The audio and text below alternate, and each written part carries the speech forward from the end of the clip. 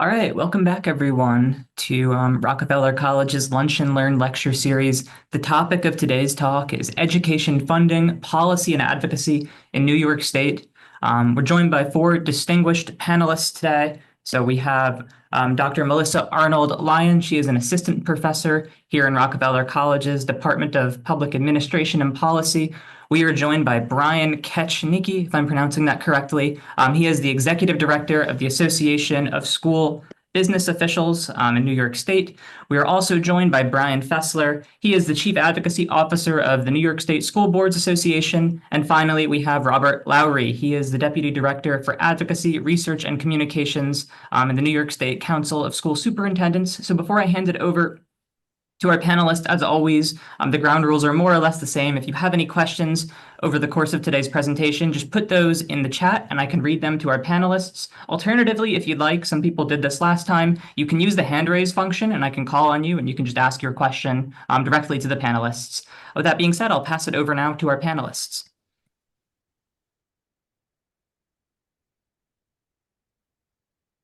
Good afternoon. I'm Bob Lowry. I'm Deputy Director of the Council of School Superintendents. And I'll spend a fair amount of time talking about the foundation aid formula. It's been in the news the last couple of years as we finally achieved full funding of that reform. Something that's unique about the formula is that it's not just something that a governor decided to propose one year or advocacy groups persuaded legislators to pass. It grew out of a court case, a challenge to the constitutionality of the state's system of school finance. And in order to resolve that litigation, the state's courts had to interpret what the state constitution says about education. And it's up on the screen.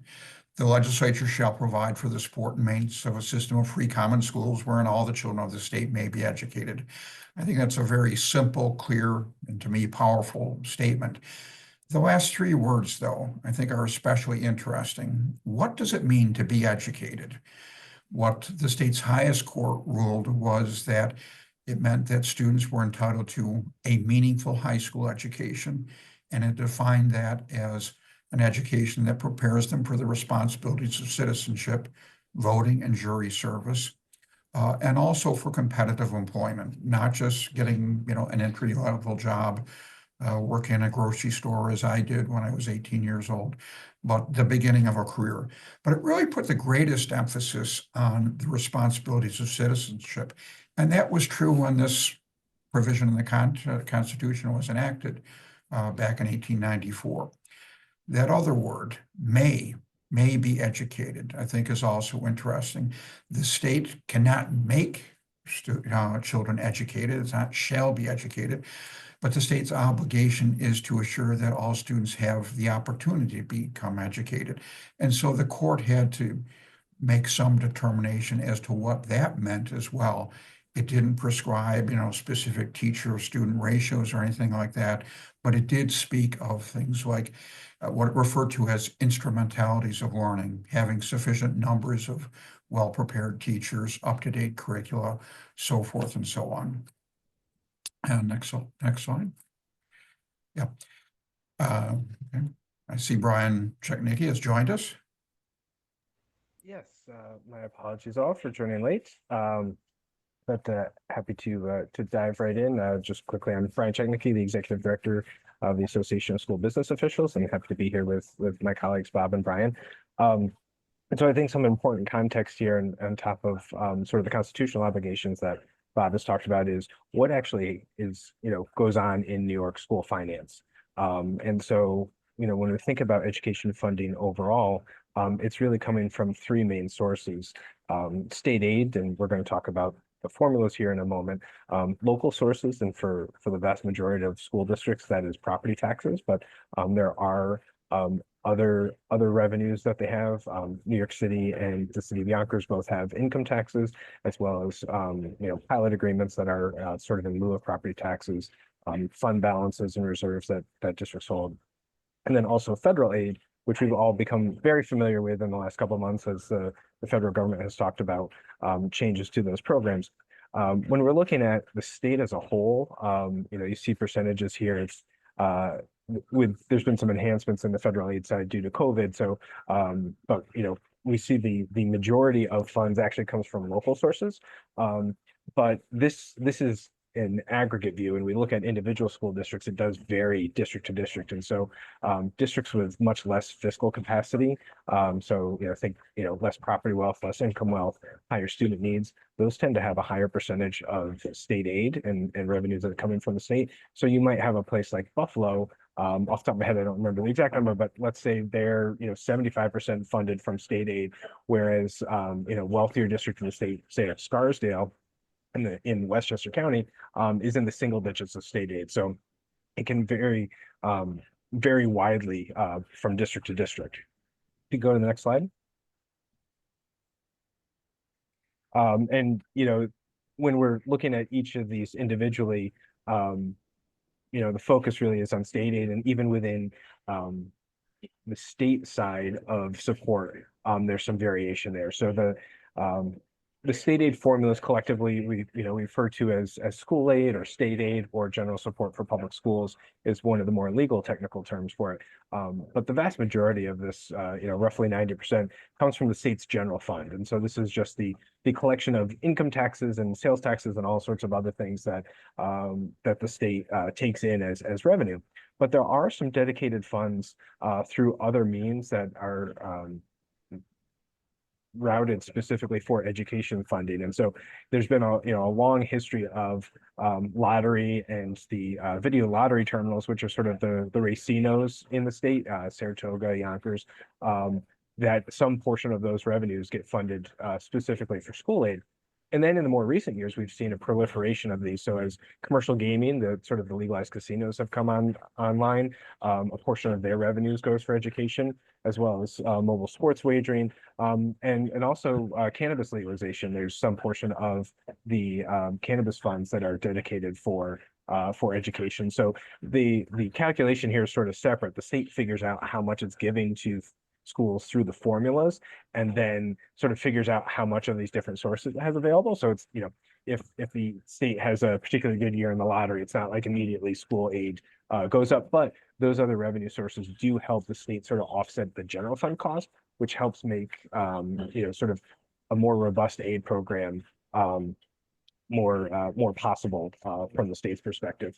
Sort of a complicating factor to all of this, we already know school aid formulas are pretty complicated, but on top of this, there's a whole series of formulas on how they get paid out. And that's really because the school year, the fiscal year for school districts, is on a July 1st through June 30th basis, while the state's fiscal year, as we've all learned in the last month as we've waited for a late state budget, is on an April 1 to March 31st basis. So school aid is funded over the course of 2 state fiscal years. And so there's a whole series of formulas that involve that, but largely about 75% of state aid is paid in that first fiscal year. So between April 1st, July 1st and March 31st during the one fiscal year, and then the rest is paid in the next year. And then thinking specifically about the programs themselves, there are a large number of formulas. Foundation aid is sort of the biggest. It does account for almost 70% of total funding to districts. Again, the individual district outlook is different. So districts that are high in state aid revenue will also have a higher portion of their budget coming from foundation aid, and the reverse is true for districts that have lower amounts.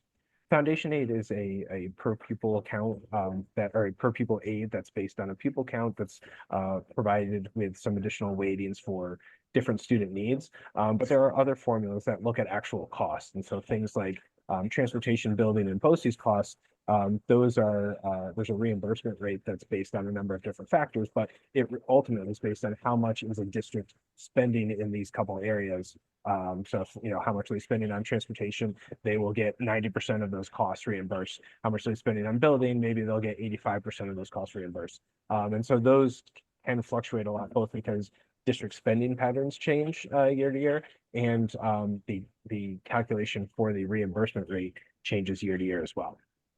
I think I'm kicking back to Bob.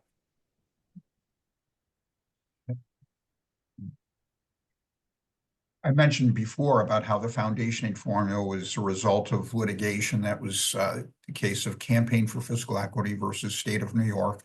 It was brought on behalf of New York City families. And so the ultimate obligation of the state was only really to assure that children in New York City had the opportunity for a sound basic education. But to their credit, the leaders of CFE, the organization, they insisted from the beginning and throughout that any resolution needed to be a statewide reform. The final decision in that litigation was issued by the state's highest court, Court of Appeals, in November 2006, the same month that Eliot Spitzer was elected governor. But CFE had received an earlier favorable decision from the Court of Appeals back in 2003. So it had become clear that the state would have to do something to make some reforms in funding to ultimately resolve this litigation. And a major thrust was the efforts by the Board of Regents. They developed, consulting with stakeholders, presumably with policymakers in the Capitol as well, a foundation aid formula proposal. Governor Spitzer took that proposal, made one significant and I think unfortunate change, and proposed it as part of his exactly first budget back in 2007. And the Regent's proposal, I would say, was unusual also in the extent to which it reflected a consensus among stakeholders, groups such as ours, as well as the Teachers Union, New York City, and so forth. Governor Spitzer's one major change was a departure from that consensus. Brian Cechnicki just mentioned how school aid is thought to be complicated. And it is. I say, we're a complicated state, tremendously diverse. But down at the bottom of this slide in bold is the foundation aid formula expressed as an equation. Once you go below this top level explanation, it does get more complicated. But I think this basic design is pretty straightforward. It's a foundation amount times a pupil needs index times a regional cost index, offset by an expected local contribution, and then you multiply that result by a number of students. The foundation amount, that's grew out of a court requirement that for the state to determine the cost of providing a sound basic education. It's a standard amount for all districts intended to reflect the cost of providing an adequate general education. There's a pupil needs index that looks at two measures of poverty, percentage of students who qualify for English, who are English language learners, and a factor intended to help sparsely populated rural districts. Regional cost index, the state is divided into 9 regions. Each is assigned a cost index that is based on compensation of workers with credentials similar to those required of teachers. There's a sense that whatever factor was used, it should not be something that districts could influence by their decisions and thereby perhaps generate greater state aid. Then there's an expected local contribution. For most districts, that is the property tax almost entirely.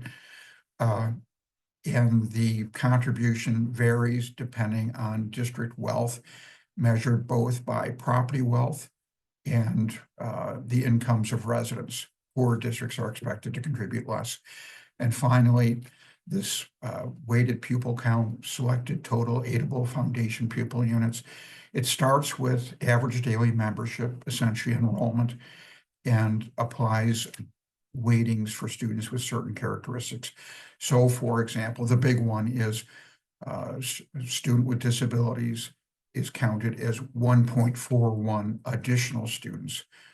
So they would generate 2.41 times as much aid as students in general education. Next slide. The formula was supposed to be enacted over 4 years by 2010-11.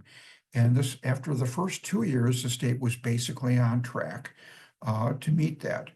And then in the fall of 2008, the near global financial crisis hit, followed by the so-called Great Recession. Foundation aid was frozen for 3 straight years, minimally increased for a few years thereafter. We started to make some progress, get larger increases, but then 2020, a few weeks after the pandemic took over our lives, the state enacted a budget, and because of the tremendous fiscal uncertainties, foundation aid was once again frozen. I really assumed we would never get to full funding of foundation aid by that point, and even before the pandemic hit. But 3 things changed. One is Governor Cuomo was weakened and then forced to leave office. He had been resistant to efforts to fully fund foundation aid, dismissed that there was any obligation to do so. Second, a Democratic majority was elected to the state Senate in 2018. And I will say, speaking personally, they were much more committed to achieving full funding of foundation aid than I had been. That became a top priority for them. In fact, one of their members was one of the lead plaintiffs in the CFE litigation. And the third thing is the state's revenues coming through and out of the pandemic were stunningly robust, enabling the state to be able to afford the final stages of fully funding the formula. And that was accomplished in the 2023-24 state budget. You can see that year, foundation aid went up by 12%. 2 reasons for that. 1, it was the final stage in achieving full funding. 2, there was an inflation factor applied to the formula. That year, it was 8%.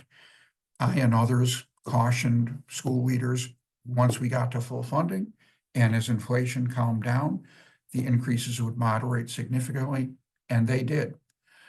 Now, in this year's proposed budget, the governor, I'll get to it in a moment, recommends a couple changes to the formula, reforms, and also proposes all districts get a minimum 2% increase, at least a minimum 2% increase in aid. Next slide.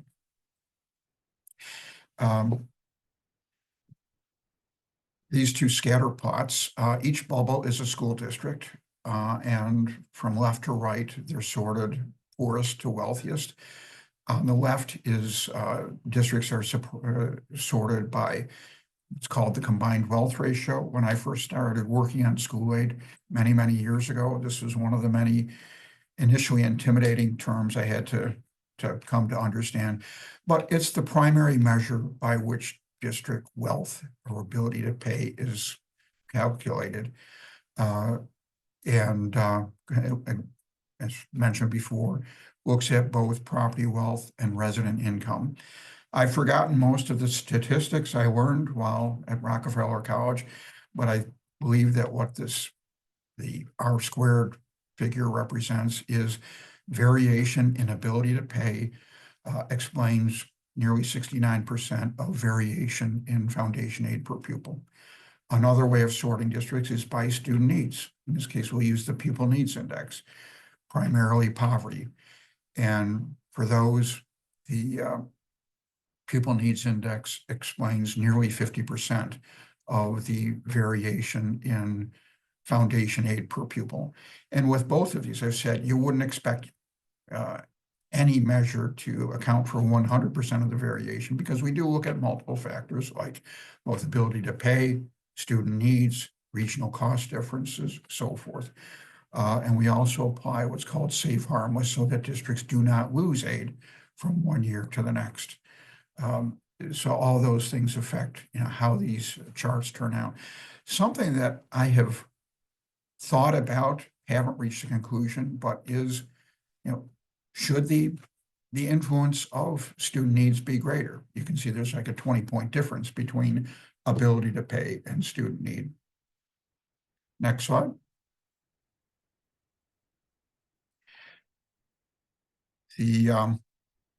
Almost from the beginning, I've referred to foundation aid as an underappreciated accomplishment in public policy. Couple reasons for that. One is, as we just saw, it does generally provide the greatest aid per pupil to the neediest districts.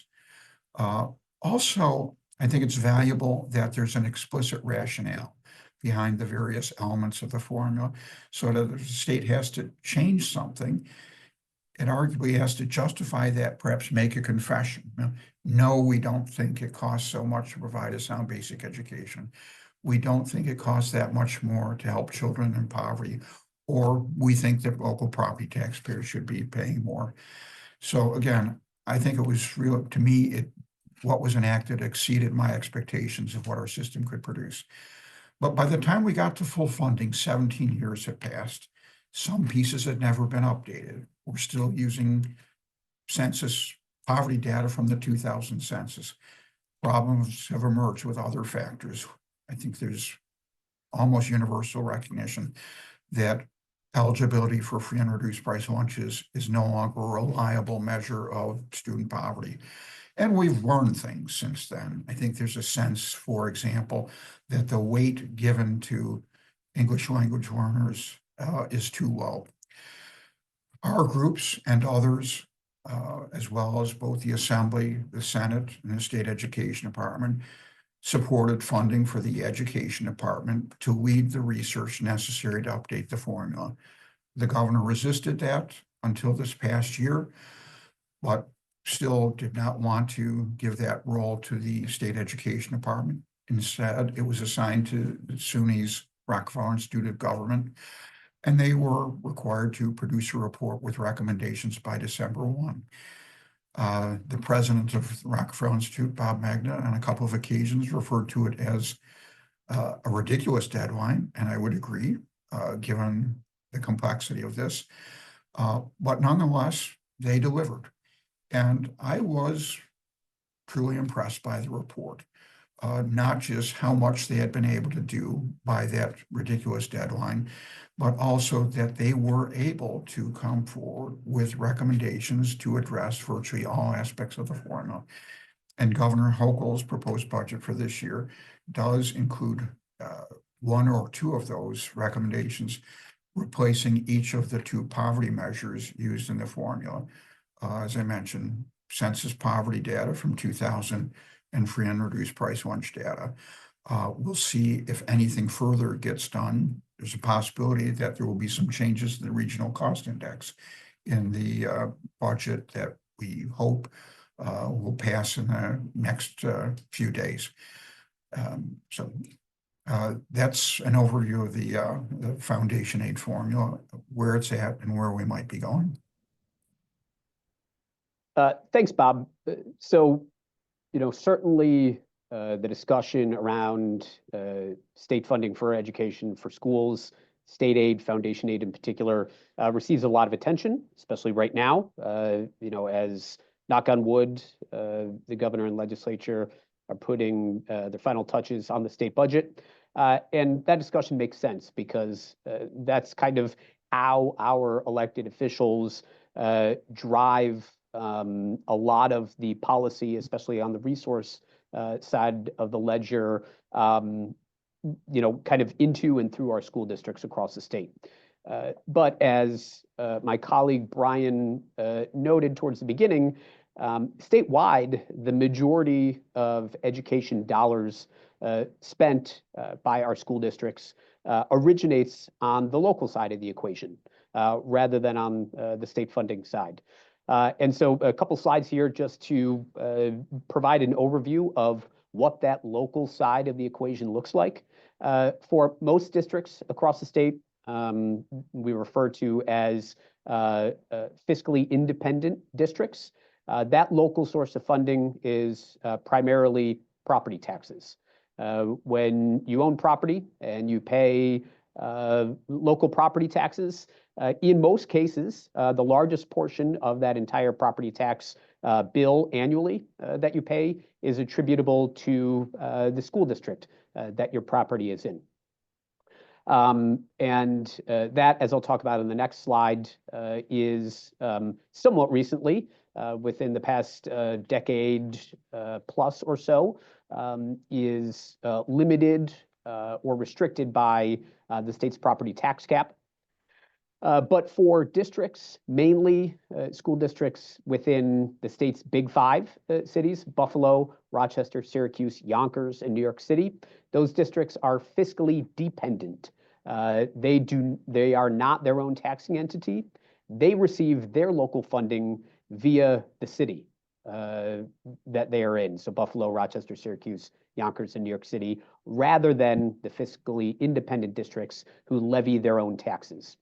And so that presents, a different set of needs.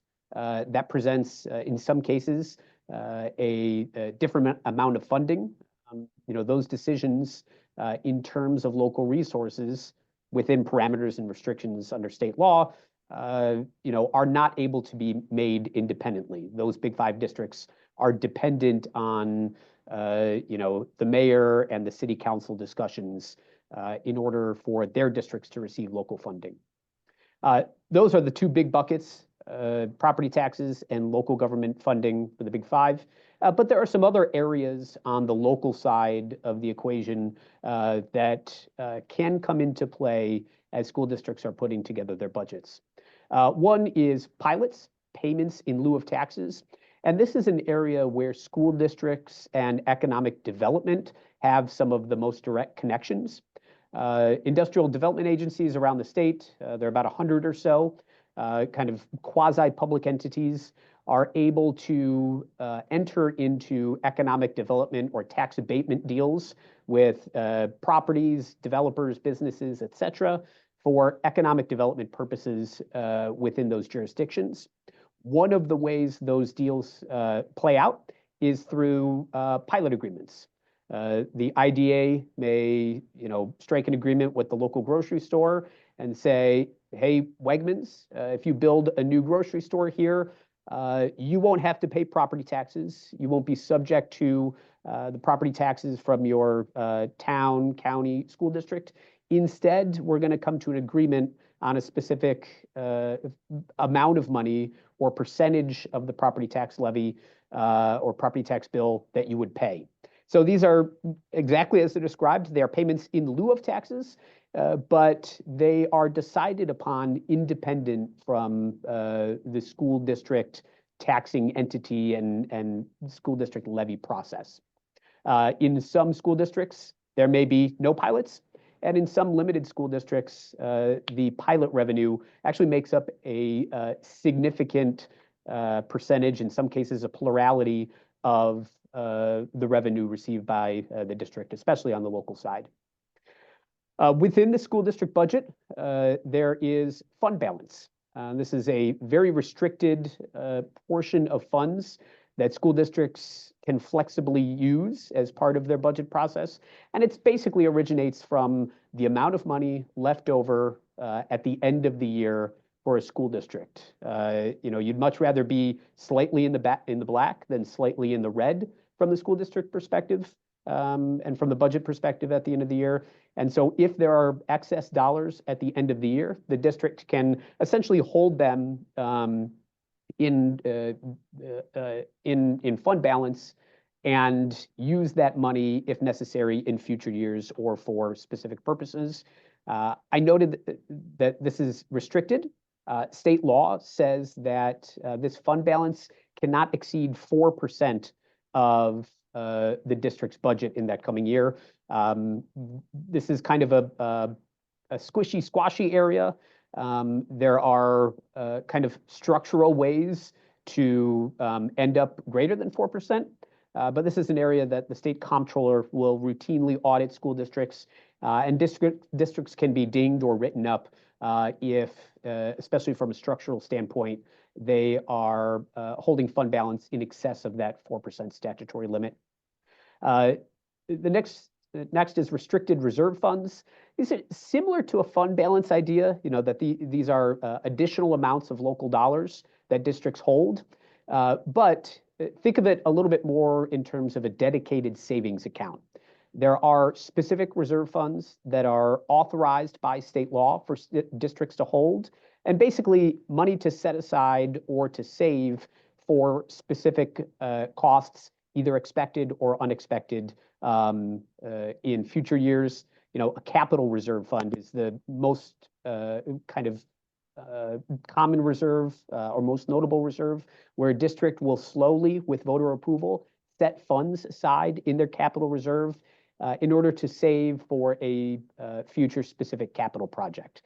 So there's probably 10, 12 plus specific dedicated reserve funds that districts are able to use and tap into as part of their budget process each year. So I mentioned, the New York State has a property tax cap that restricts or limits the property tax levy for those fiscally independent school districts. This tax cap was established in state law shortly after Governor Cuomo took office in 2011 and first applied to the May 2012 budget vote impacting the 2012-2013 state budget, or 2012-13 school district budgets. There were a lot of conversations at that time, a tax cap or circuit breaker or something like that was kind of an en vogue discussion, especially in New York State. At the end of the day, New York State's property tax cap, which applies to both school districts and local governments, although the details of the cap for those respective jurisdictions are slightly different. The kind of headline aspect of it is school districts are restricted on their property tax levy to have that levy not grow annually more than 2%, or the lesser of 2%, or the change in CPI, or basically inflation. So in years when inflation exceeds 2%, school districts are limited to a annual levy growth of 2%. And when inflation is below 2%, they're restricted to that levy growth. That is a very simplistic and straightforward way to look at it. That's kind of how the tax cap has been advertised, often referred to as a 2% cap. But there are multiple aspects of the tax cap formula that's unique to each school district. So school districts under this 2% cap could have an annual tax cap for their own district of 4%, 5%, 6% in some cases. Or districts could effectively be held flat. Or in extreme situations, a district could have a negative tax cap, meaning that they would have to reduce their tax levy in order to remain tax cap compliant. There are a number of factors that are unique to each district in determining that annual number. There is kind of an override allowance. It says if a district wants to propose a tax levy that exceeds their tax cap, they can do so, but they require a supermajority approval by voters. So that instead of a 50% plus one simple majority, districts are required to obtain a 60% supermajority approval of their budget. And what we've seen play out is 98, 99% of districts that propose a tax cap compliant budget see their budgets approved. The approval rate for overrides is a little bit closer to 60% or 2/3 or so historically over the 10 plus years of the tax cap. So certainly a meaningful delta there, even though the majority of districts that do propose to override do so and still obtain approval.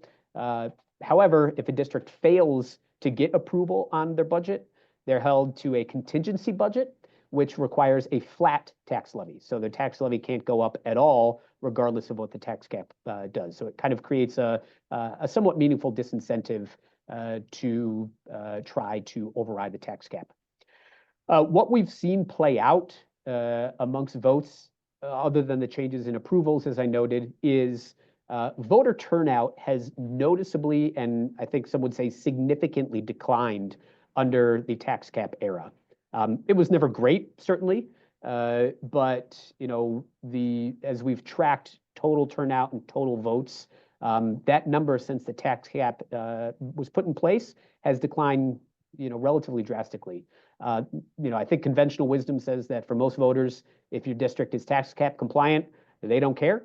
And if there's some other controversy, whether it's an attempted override of the cap or a notable capital project or whatever it may be, or other meaningful cuts, that tends to be what drives turnout.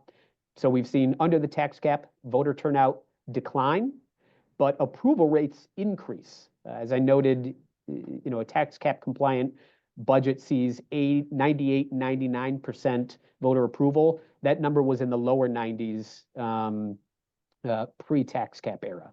So that's something that has been pretty consistent over the past 10, 15 years since the tax cap was first enacted in 2011.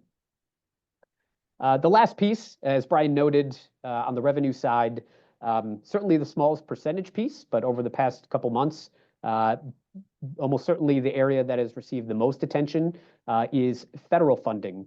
Statewide, and as Brian noted, there's a lot of variance in recent years because of COVID relief funds, but kind of ignoring the COVID relief era, total federal funding for New York State schools is roughly in the $4 to $5 billion range. There's three big buckets right now. Title I funding, which supports effectively needy students. That's a little over $1 billion statewide. IDEA, which supports special education students, is about $1 billion.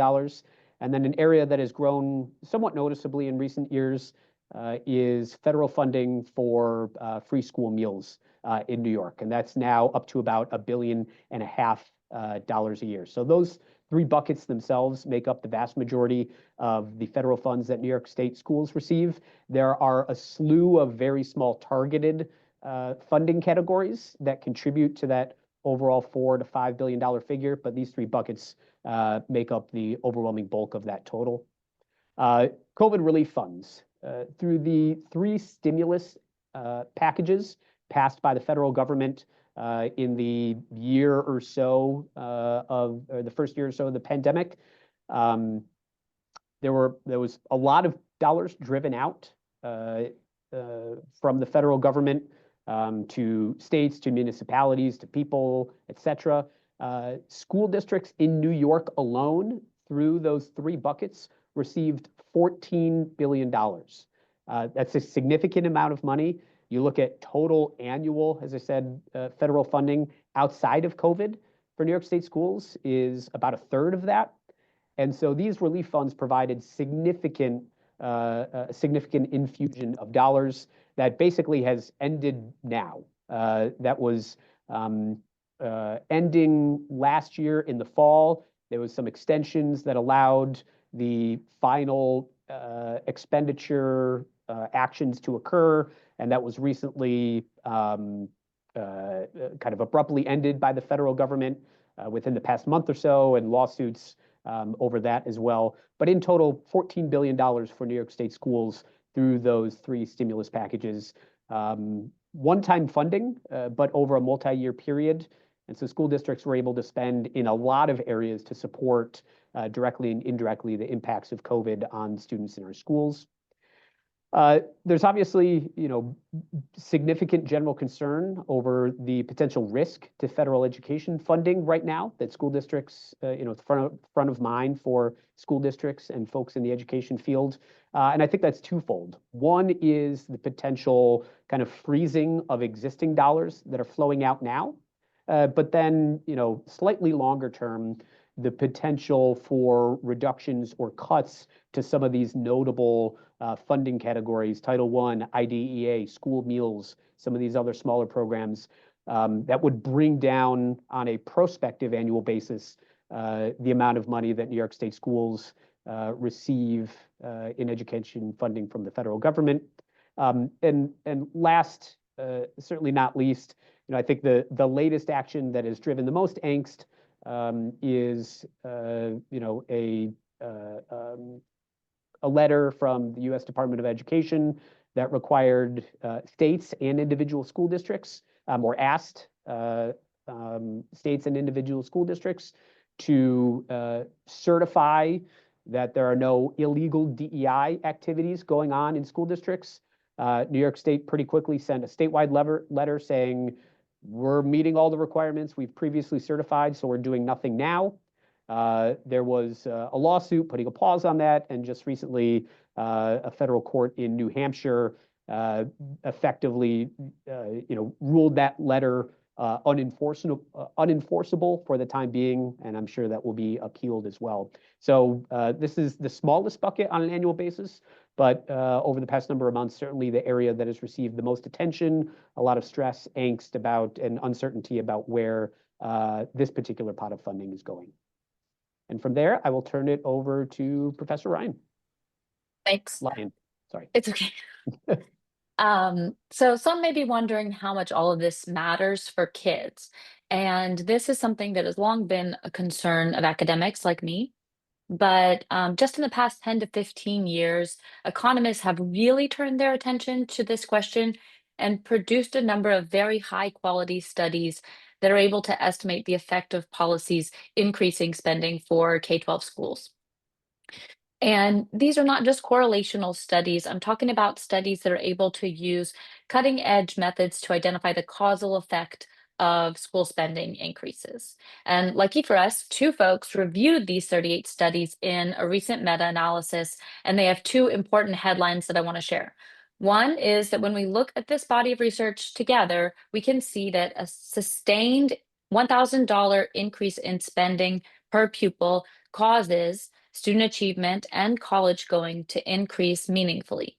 And two, the magnitude here is important. So the increase for test scores is about 3% of a standard deviation, which is roughly equivalent to the effect of reducing class sizes by about 2 students. And the increase for the likelihood of attending college is about 3 percentage points. So increasing school spending by about $1,000 per pupil for 4 years leads your likelihood of attending college, if you're a student in the school system, to increase by about 3 percentage points. Next slide.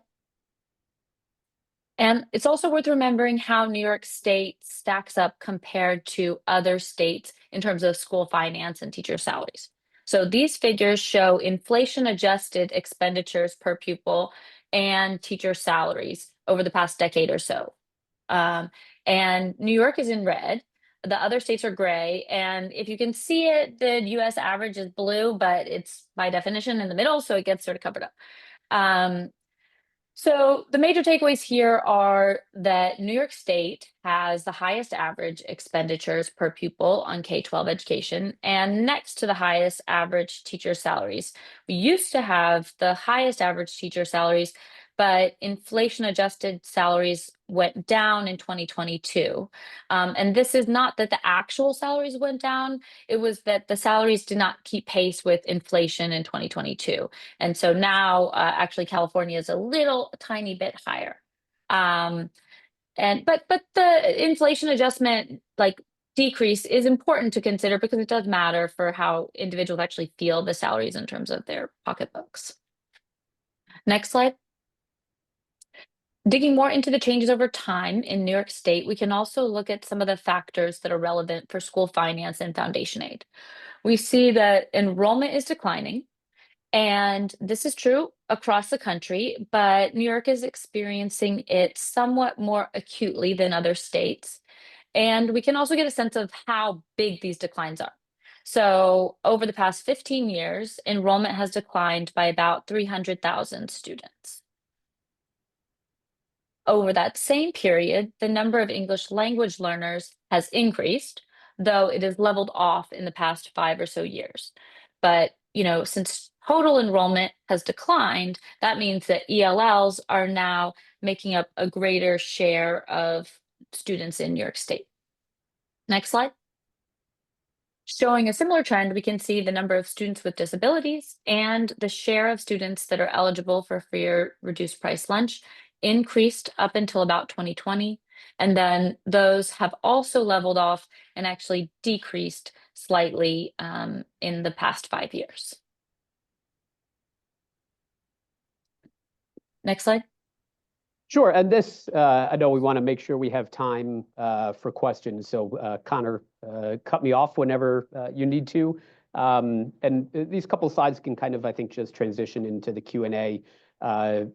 a lot of the work that Brian, Bob, and I do, and our colleagues, is working with offices, groups, policymakers, elected officials, to represent our membership, but also, effectuate support, for the purposes of this presentation, especially on the fiscal and resource side, support our school districts and public education in general. So our groups work regularly with the governor's office and the Division of Budget, especially during budget season, obviously the state legislature, and that's both individual members, but then also their central staff that does a lot of the day-to-day work in both the Senate and Assembly, the state education department, and the Board of Regents in their role as the kind of state leadership and oversight department for public education in New York.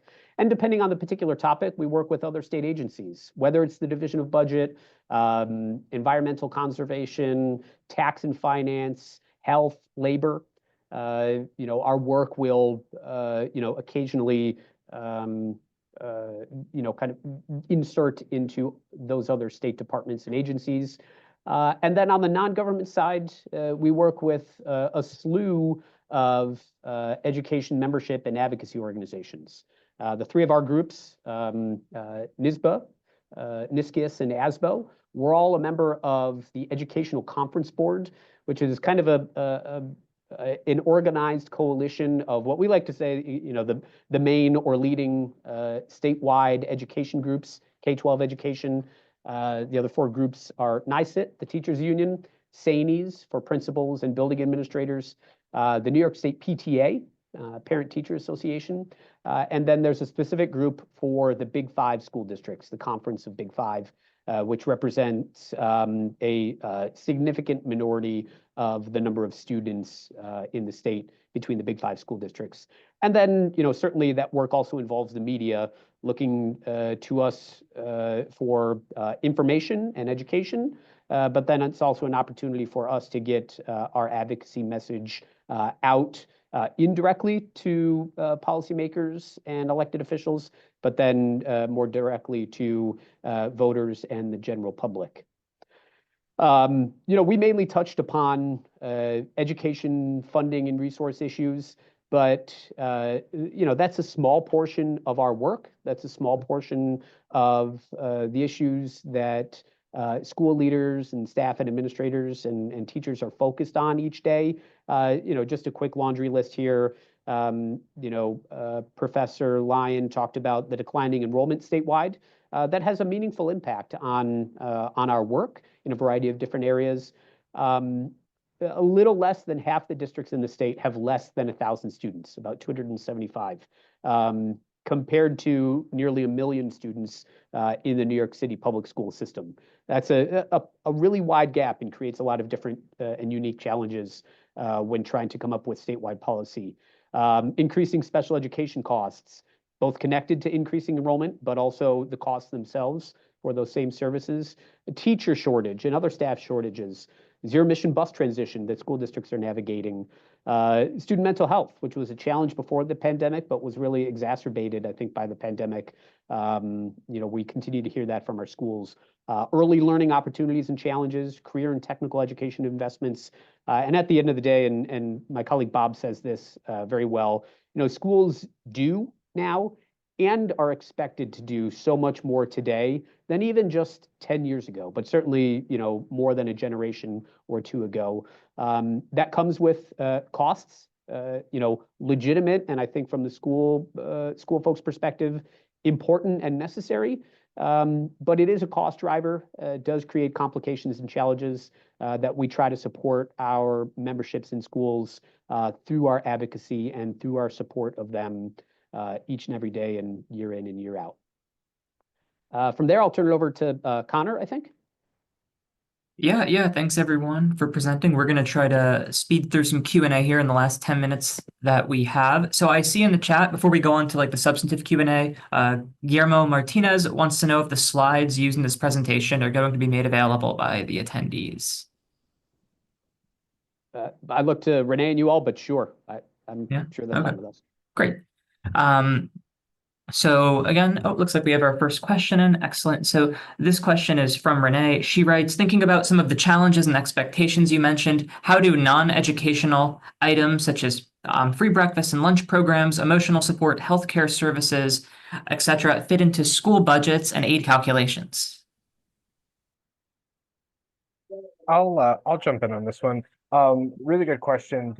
I think the important takeaway from sort of the foundation aid conversation is foundation aid, or not the, but one of, is foundation aid is largely just general operating support.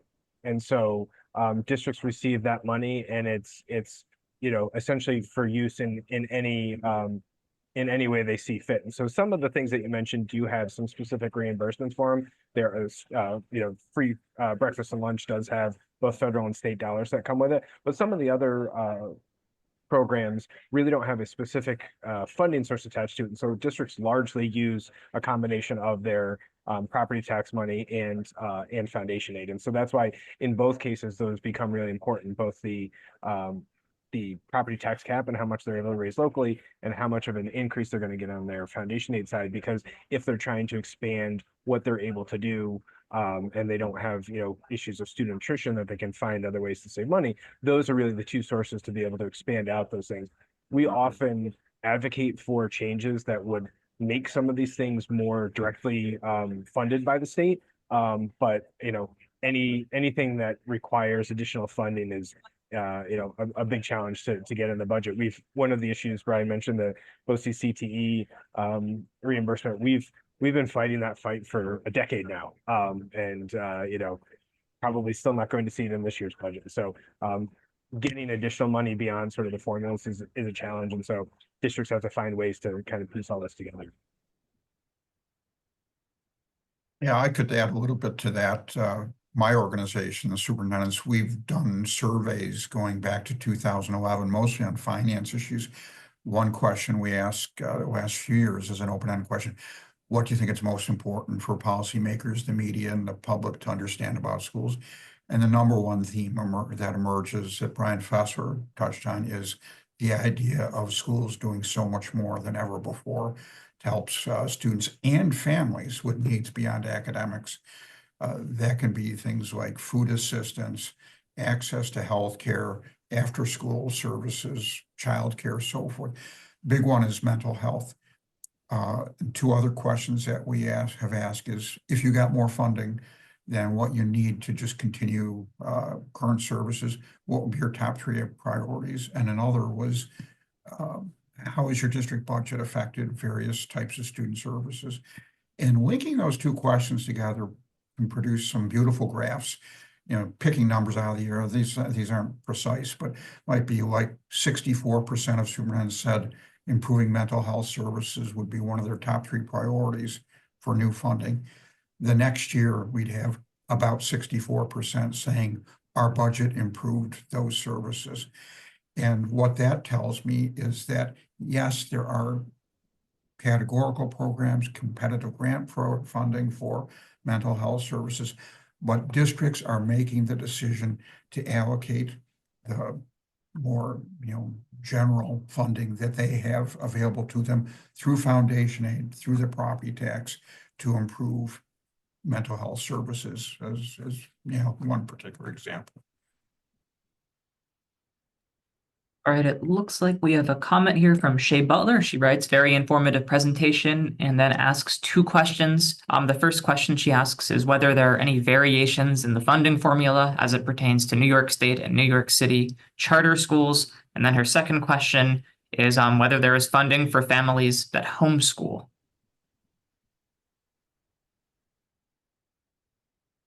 Within school aid, there is something called charter school transition aid, which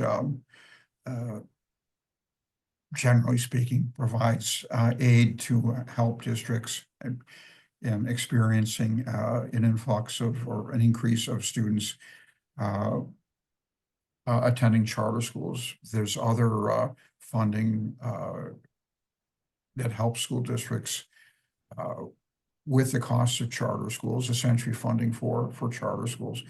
The homeschool issue, I don't believe there's any state funding that goes to that. Perhaps I'm mistaken. No, I don't think there is, Bob. All right, our next question is from Ashley Fox. So she writes, sorry if I missed it, but what does the dismantling of the Department of Education mean for New York State? How will the loss of federal funding be made up, if it will at all? I think most of that remains to be seen. On the on the positive or optimistic side of that, the bulk of the